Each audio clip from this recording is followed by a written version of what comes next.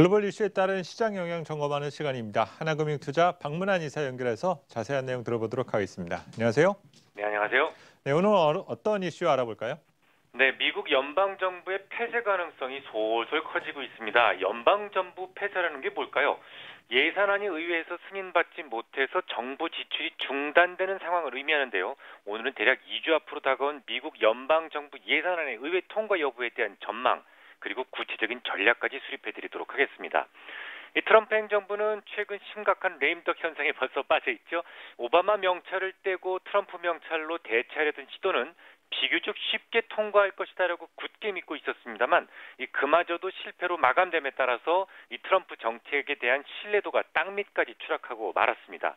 이 트럼프는 감세와 더불어 재정 투자를 강화하는 예산안을 만들어서 의회 비준을 기다리고 있습니다만 과연 이 예산안이 의회의 찬성을 얻어서 제 시간에 통과될 수 있을지가 미지수입니다. 이미 여러 차례 말씀을 드렸었습니다만 기본적으로 트럼프의 예산안은 앞뒤가 전혀 맞지 않습니다.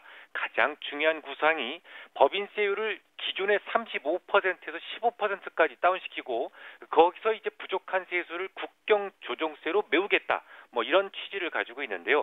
우선 국경조정세라고 하는 것이 WTO 규정에 어긋납니다. 물론 트럼프 진영에서는 법적인 한계를 우회하기 위해서 국경세에 교묘하게 부가가치세를 위장시켰죠. 그래서 이제 부가가치세를 상향하는 방향으로 지금 제시를 하고 있습니다만은 부가가치세는 일단 올리고 나면 올리긴 쉽지만 다시 내리기는 어렵다라는 이유 때문에 공화당은 물론이고 전통적으로 큰 정부를 지향하는 이 민주당 내부에서도 반대 의견이 압도적입니다. 그래서 더욱 통과시키기가 어렵다라는 것이죠. 실제로 트럼프의 국경세에 대해서 이미 공화당의 데이빗 퍼듀 의원이라든지 아니면 탐 커튼 같은 이 상원 의원들 몇 명은 분명하게 국경세 반대 입장을 표명하고 있습니다. 이 공화당이 현재 상원에서 52석을 차지하고 있죠. 그러니까 2표 이상만 이탈된다면 국경세는 물 건너 가는 것이 됩니다. 이 기적이 일어나서 만약에 국경세가 통과된다고 하죠. 법인세 인하로 매년 2천억 달러 규모의 결손이 생기는 것을 그래도 메울 수는 없습니다. 이 국경세가 세워지게 되면 수출입 거래가 당연히 확 줄어들겠지만 기존의 수출입 물량이 그대로 유지된다고 하더라도 연간 1,200달러 이상의 세수 효과를 거두기 힘들기 때문이죠. 특히 미 의회 예산 규정에는요. 예산 절감을 통해서 커버하지 못하는 감세는 유지시킬 수 없다라는 규정이 명백하게 존재합니다. 그러니까 트럼프가 모든 적법한 과정을 다 거치고 또 운 좋게도 모든 의원들의 전폭적 지지를 통해서 국경세를 통과시킬 수 있다고 하더라도 그의 감세 조치는 항구적 감세가 아닌 일시적 감세에 그칠 수밖에 없는 겁니다. 어쨌거나 트럼프 정부의 예산안이 주어진 시간 안에 통과되지 못할 것이다라는 전망이 서서히 커지고 있는데요. 실제로 최근 온라인 베팅 사이트인 프리딕핏이라고 하는 그런 사이트가 있는데요. 그 사이트에 의하면 오는 5월 1일에 미국 연방정부가 폐쇄될 확률이 22%까지 증가한 모습을 보여주고 있습니다. 그럼 이쯤에서 우리는 또 고민이 생기죠.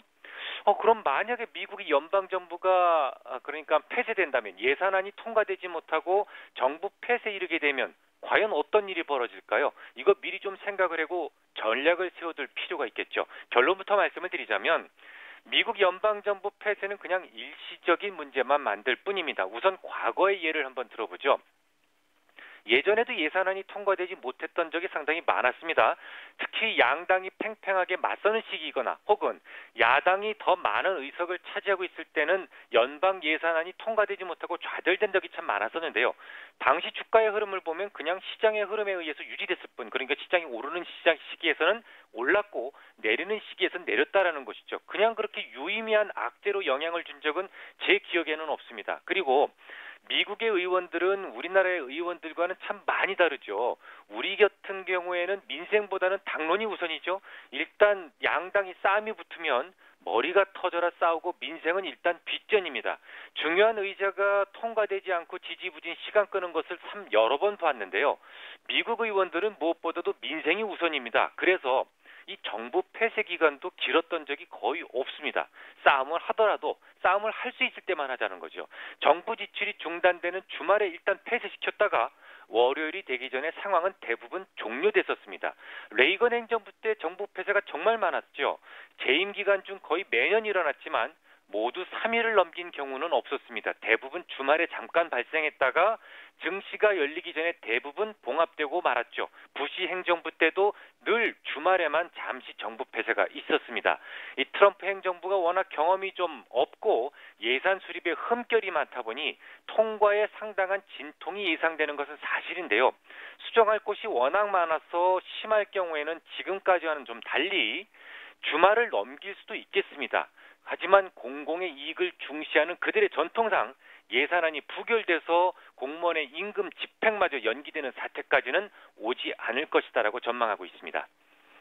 네, 지금까지 하나금융투자 박문환 이사였습니다. 오늘 말씀 잘 들었습니다.